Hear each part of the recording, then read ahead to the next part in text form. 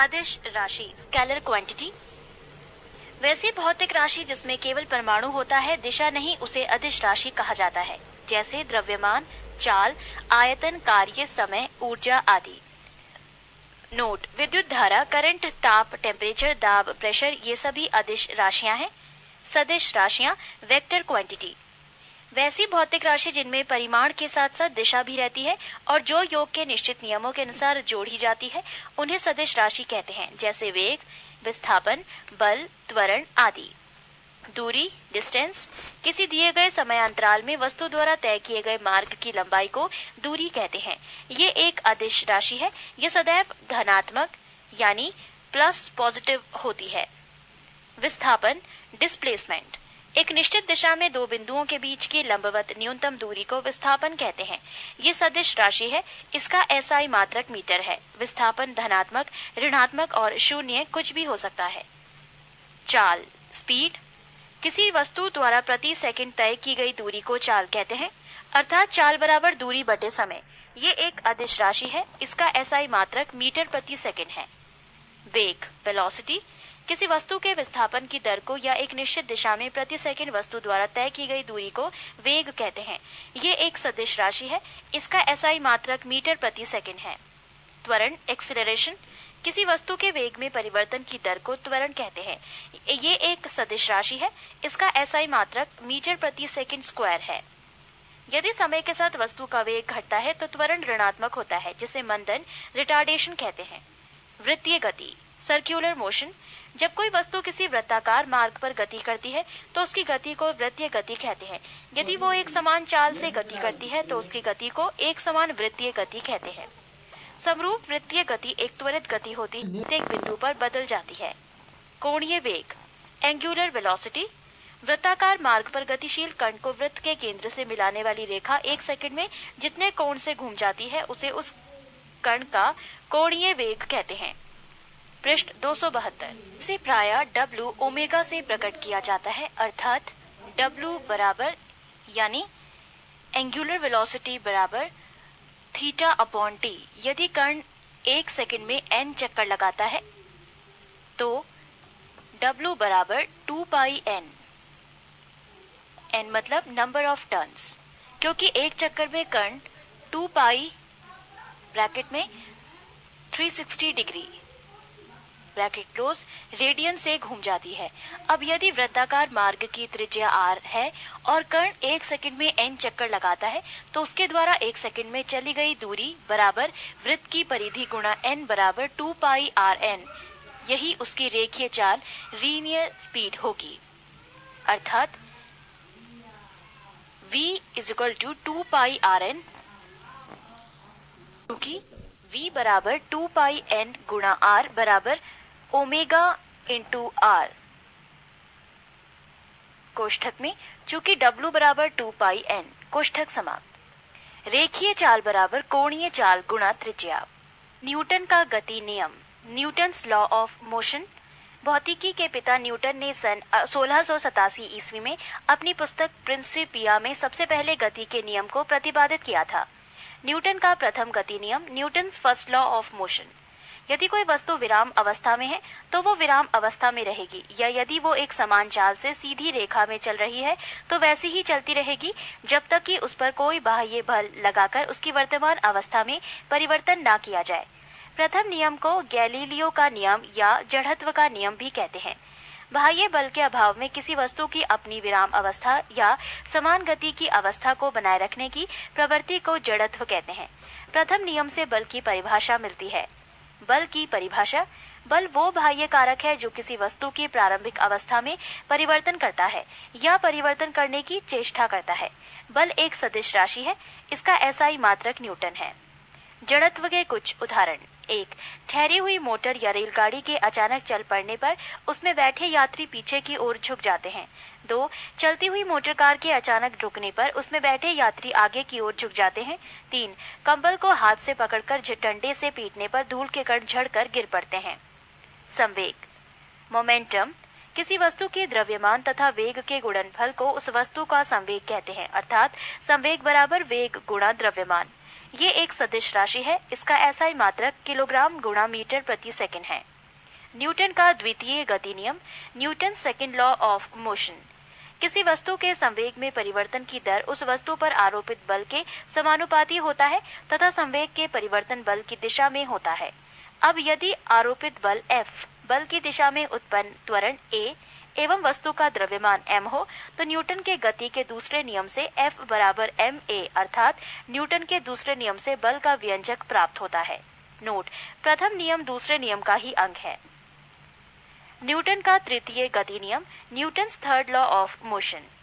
प्रत्येक क्रिया के बराबर परंतु विपरीत दिशा में प्रतिक्रिया होती है। उदाहरण के लिए 1.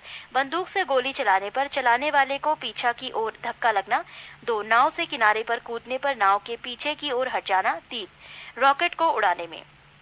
संवेग संरक्षण का सिद्धांत: यदि कणों के किसी समूह या निकाय पर कोई बाह्य बल नहीं लग रहा हो तो उस निकाय का कुल संवेग नियत रहता है, अर्थात टक्कर के पहले और बाद का संवेग बराबर होता है। पृष्ठ 273। आवेग, इम्पल्स। जब कोई बड़ा बल किसी वस्तु पर थोड़े समय के लिए कार्य करता है तो बल तथा समय अंतराल के गुणनफल को उस बल का आवेग कहते हैं। आवेग बराबर बल गुणा समय अंतराल बराबर संवेग में परिवर्तन। आवेग एक सदिश राशि है जिसका मात्रक न्यूटन सेकेंड ns है, कैपिटल N और स्मॉल s, तथा इसकी दिशा वही होती है जो बल की होती है। अभिकेंद्रीय बल, सेंट्रीपेटल फोर्स। जब कोई वस्तु किसी वृत्ताकार मार्ग पर चलती है तो उस पर एक बल वृत्त के केंद्र की ओर कार्य करता है। इस बल को ही अभिकेंद्रीय बल कहते हैं।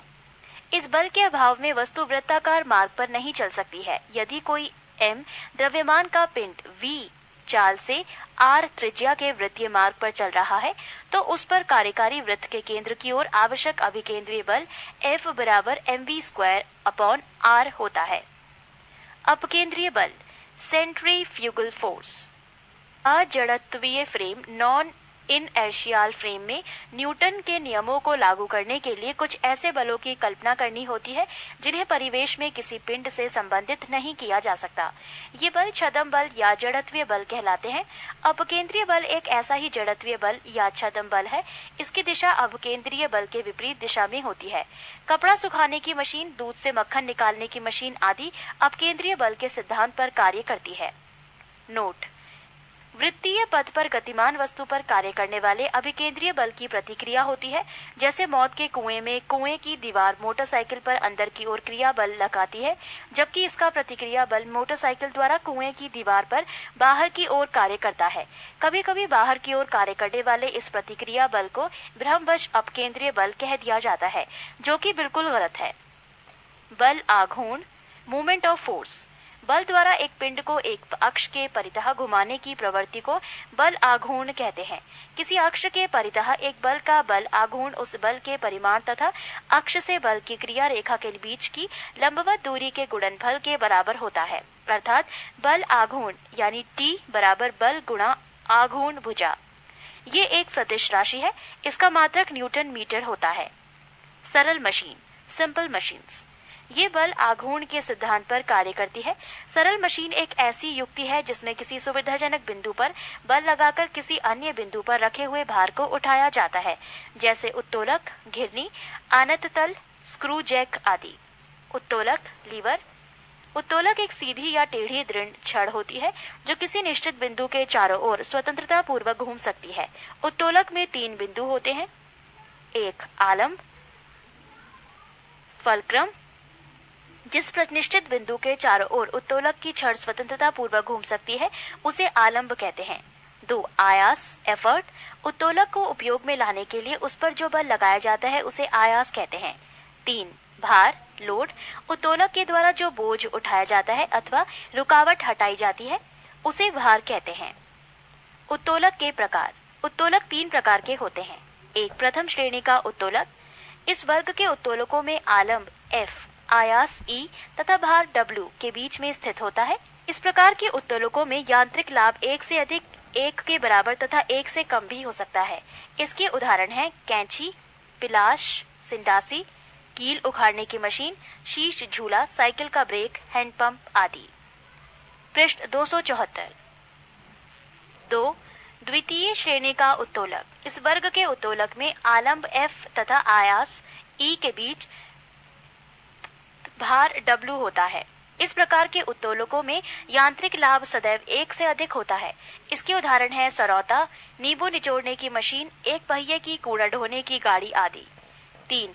तृतीय श्रेणी का उत्तोलक, इस वर्ग के उत्तोलकों में आलंब F भार W के बीच में आयास E होता है। इसका यांत्रिक लाभ सदैव 1 से कम होता है। उदाहरण चिमटा, मनुष्य का हाथ। गुरुत्व केंद्र, सेंटर ऑफ ग्रेविटी, किसी वस्तु का गुरुत्व केंद्र वो बिंदु है जहां वस्तु का समस्त भार कार्य करता है, चाहे वस्तु जिस स्थिति में रखी जाए। वस्तु का भार गुरुत्व केंद्र से ठीक नीचे की ओर कार्य करता है, अतः गुरुत्व केंद्र पर वस्तु के भार के बराबर ऊपरिमुखी बल लगाकर हम वस्तु को संतुलित रख सकते हैं। संतुलन के प्रकार, संतुलन 3 प्रकार के होते हैं, स्थायी, अस्थायी और उदासीन। एक संतुलन, स्टेबल इक्विलिब्रियम, यदि किसी वस्तु को उसकी संतुलन स्थिति से थोड़ा विस्थापित किया जाए और बल हटाते ही पुनः वो पूर्व स्थिति में आ जाए तो ऐसी संतुलन को स्थायी संतुलन कहते हैं। 2. अस्थायी संतुलन, अनस्टेबल इक्विलिब्रियम, यदि किसी वस्तु को उसकी संतुलन अवस्था से थोड़ा सा विस्थापित करके छोड़ने पर वो पुनः संतुलन की अवस्था में ना आए तो इसे अस्थायी संतुलन कहते हैं। 3. उदासीन संतुलन, न्यूट्रल इक्विलिब्रियम, यदि वस्तु को संतुलन की स्थिति से थोड़ा सा विस्थापित करने पर उसका गुरुत्व केंद्र G उसकी ऊंचाई पर बना रहता है तथा छोड़ देने पर वस्तु अपनी नई स्थिति में संतुलित हो जाती है तो उसका संतुलन उदासीन कहलाता है। स्थायी संतुलन की शर्तें, किसी वस्तु के स्थायी संतुलन के लिए 2 शर्तों का पूरा होना आवश्यक है। 1. वस्तु का गुरुत्व केंद्र अधिकाधिक नीचे होना चाहिए। 2. गुरुत्व केंद्र से होकर जाने वाली ऊर्ध्वाधर रेखा वस्तु के आधार से गुजरनी चाहिए।